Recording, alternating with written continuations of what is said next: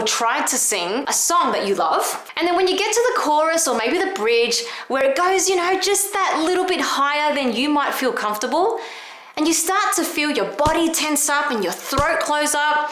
and before you've even tried to sing the note, you are already so tense. And so when you actually get to that part that you're so afraid of, it most likely doesn't work out the way that you want. Now, conversely, if we've begun to change our language and start to tell ourselves that we can do it, that we